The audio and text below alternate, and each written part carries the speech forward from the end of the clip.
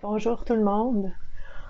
Aujourd'hui, j'ai décidé de vous faire une vidéo sur une thématique qui m'a été proposée par une membre de la communauté Vivre à coup de cœur sur la page Facebook, donc Angie, qui m'a posé la question à un moment donné, comment on fait pour être vigilant puis pour être prudent et pour reconnaître si en fait on est en train de s'habituer au mal-être. Comment on fait pour reconnaître les signaux? Et quand on les reconnaît, comment on fait pour changer ça, le fait de s'adapter à des situations malsaines, à des relations malsaines, à une croyance malsaine? Puis comment ça se fait qu'au fil du temps, sans trop s'en rendre compte, on peut justement s'adapter à des choses auxquelles on ne devrait pas s'adapter, qui sont inacceptables, qui sont malsaines, qui ne sont pas bonnes pour nous, qu'on ne souhaiterait pas à notre pire ennemi, puis que nous, on s'adapte à ça. Comment, pourquoi, quoi faire? Je trouve ça super intéressant comme question. Merci Angie. Puis j'ai choisi de répondre largement, publiquement, ouvertement par cette vidéo YouTube pour pouvoir justement amener la question, amener la réflexion largement pour qu'on puisse vraiment en parler puis voir un petit peu qu'est-ce qui ressort de cette réflexion-là. Donc, en fait, ça ressemble à quoi? Ça ressemble au fait que des fois, par exemple, on peut être dans un emploi où est-ce que ça va vraiment pas bien, ou est-ce que peut-être qu'il y a de l'intimidation, il y a du harcèlement. On nous demande de faire des choses qui sont contre nos valeurs, qui même des fois peuvent être borderline illégales. Hein? Tu sais, des fois, on tire les règles, on trouve des petits trous dans les consignes, les lois, puis là, ben, il y en a qui s'essayent, puis là, ben, peut-être qu'on vous demande de faire des choses que vous n'êtes pas à l'aise de faire, peut-être que vous êtes témoin de comportements qui vous font mal, puis vous aimez pas ça, vous êtes pas bien, mais d'un côté, comment ça arrive? C'est que d'un côté, on a, tu sais, quand on regarde la pyramide de Maslow avec les différents besoins, ben le besoin de se nourrir, de se loger, de se chauffer, de prendre soin de soi et ses besoins de base, ben dans un monde comme dans lequel on vit aujourd'hui, ben ça implique le fait de pouvoir payer pour ça, d'avoir de l'argent, donc j'ai besoin d'un travail, donc je peux pas trop parler, puis je peux pas me mettre mon patron à dos, puis je peux pas faire de vagues parce qu'il faut que je garde ma job.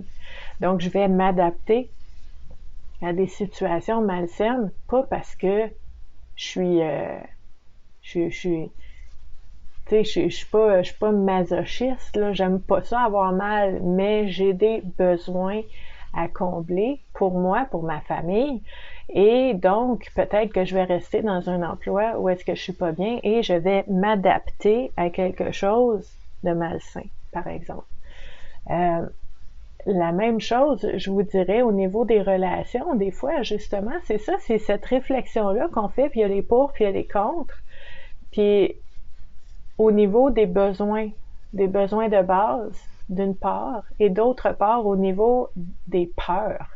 Les peurs qu'on a, les blessures qu'on a qui peuvent être réactivées dans certaines situations, puis qui font en sorte que non, moi je bouge pas de là, je statu quo, ça reste de même parce que il y a de trop grands risques. Puis là, oui, on peut s'adapter à une relation malsaine aussi, alors que on aurait toutes les raisons du monde de sortir de là. Mais on s'adapte. On s'adapte pourquoi? Pourquoi on s'adapte? Parce que c'est la survie.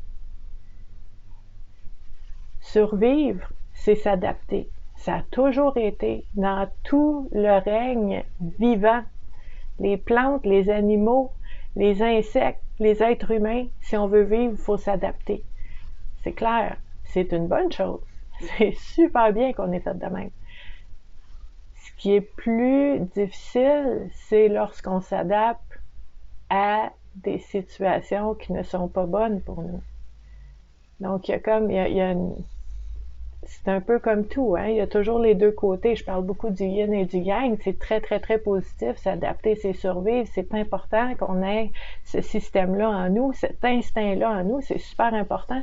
Mais des fois, l'envers de la médaille, c'est que ça peut nous amener à nous adapter à des choses qui on ne serait pas censé s'adapter à ça. C'est la maltraitance, l'abus, la violence physique, psychologique, sexuelle, émotionnelle, financière, toutes ces formes d'abus-là, des fois, comme je vous dis, c'est cet élément de sécurité, de dire je subviens à mes besoins, ou l'élément de j'ai trop peur. J'ai trop peur, les risques sont trop grands, donc je m'adapte. Je vais trouver une façon de faire marcher ça. Puis c'est qui dépense de l'énergie, puis c'est qui fait des efforts, puis c'est qui essaye, puis qui essaye, puis qui essaye, puis qui s'adapte, puis qui s'adapte, puis qui s'adapte. Alors que dans la situation, dans la relation, on subit des fois des maltraitances, puis des comportements complètement inacceptables. Et en fait, on est là pour on fait tout le travail pour essayer de changer la situation après ça, pour essayer de s'adapter, pour passer à travers, pour survivre. Donc, c'est vraiment difficile. C'est un engrenage. Hein? Si vous l'avez déjà vécu, là, à un moment donné, on est comme trop dedans, on n'a pas assez la capacité de recul, on voit plus clair, puis on est juste dans la survie du moment, la journée. Puis c'est ça à tous les jours. Puis là, des fois, on regarde en arrière, puis on dit, mon Dieu, ça fait 20 ans que je vis ça, je peux pas croire. Mais c'était de la survie. On n'a pas à se taper sur la tête ou à se blâmer ou à culpabiliser. Quand on est en survie, on est en survie. OK? Puis des fois, c'est notre intégrité physique. Des fois, c'est notre intégrité mentale, émotionnelle, de dire je veux vivre, donc je vais m'arranger pour être capable de vivre dans ce cadre-là, dans cette situation-là, parce que je suis pas capable en ce moment de me sortir de ce cadre-là, de cette situation-là. Donc, il y a cet élément-là. Puis, un autre élément que je veux aborder, qui va un petit peu avec la question d'Angie, c'était, elle a parlé de comment ça se fait qu'on puisse s'adapter au mal-être. OK? Puis ça, cette partie de questions-là que je vais aborder, des fois, là, ça n'a rien à voir avec personne d'autre. OK? On est bien capable, toute seule, comme des grands, de se torturer nous-mêmes. Hein? On connaît nos points faibles, on connaît nos vulnérabilités, on connaît nos blessures, puis on peut vraiment se faire du mal. On peut vraiment, vraiment se faire beaucoup, beaucoup de mal et de s'habituer à ça. Puis de rester là-dedans. Ça ressemble à quoi? S'adapter à son propre mal-être. Ça ressemble à développer des croyances qu'une mauvaise journée ou une mauvaise situation ou une grosse épreuve, à ce moment-là, ça devient l'image de fond, ma photo de couverture de toute ma vie. C'est déjà qu'à un moment, c'est déjà assez grave que j'ai vécu ça, mais là, je développe tranquillement une croyance que moi, ma vie, c'est ça. Il n'y a rien à faire, c'est ça, ça va être ça tout le temps. Je suis faite, je veux dire, il n'y a rien que je peux faire. Fatalisme, démoralisant, mal-être, cultivé, parce que j'arrête pas de le nourrir, ça. À toutes les fois qu'il arrive quelqu'un qui me regarde croche ou qui me dit quelque chose de blessant ou une personne qui est pas gentille avec moi, qui est pas correcte avec moi, puis je dis bah, regarde, c'est encore ça, c'est ma vie ça. C'est une croyance que je cultive. Puis ce qu'on cultive, ça devient notre réalité. Donc ça veut dire qu'on s'est adapté à cette nouvelle réalité-là qu'on s'est créée de toutes pièces. Qu'on s'est créé de toutes pièces à partir d'un événement, d'une situation, d'une relation, d'un vécu très, très, très réel, là, puis très intense qu'on a vécu à ce moment-là. Mais là, on fait des copier-coller, puis on dit c'est ma vie. C'est comme ça. Ça peut être aussi, justement, le mal-être au niveau de, tu sais, l'estime de soi, puis de se dénigrer. puis de se dire du mal de soi, OK? De vraiment être très, très, très dur envers soi, exigeant envers soi, de se traiter de non, de se dire des méchancetés, de se regarder dans le miroir, puis d'avoir le haut le cœur, OK?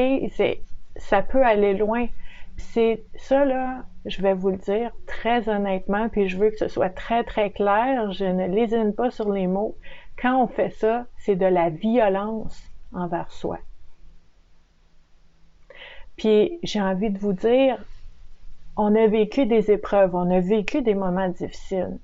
On a vécu des moments où est-ce qu'on a été maltraité. C'est arrivé de l'extérieur, on a été maltraité. Est-ce qu'on est obligé de faire revivre ça à l'intérieur de nous et de devenir notre propre bourreau? C'est tellement important d'y penser, puis j'espère faire un déclic là, pour certaines personnes, parce que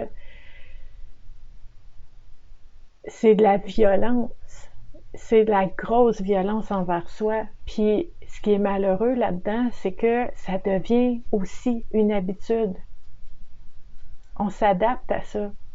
On s'adapte au fait que, bof, moi je ferai jamais rien, puis je ne vaux rien, puis ça donne à rien, puis qu'est-ce que, tu sais, je fais des efforts, mais j'y crois pas. Puis c'est de la violence envers soi. Tu sais, puis on contrôle pas les autres, hein. Puis on sait pas qu'est-ce qu'ils vont nous faire, les autres. S'ils vont être gentils, s'ils vont être bienveillants, s'ils vont être quelqu'un de réconfortant et de merveilleux dans notre vie, ou si ça va être quelqu'un qui va être encore une épreuve, on sait pas d'avance. On sait pas d'avance. On pourrait avoir des belles surprises.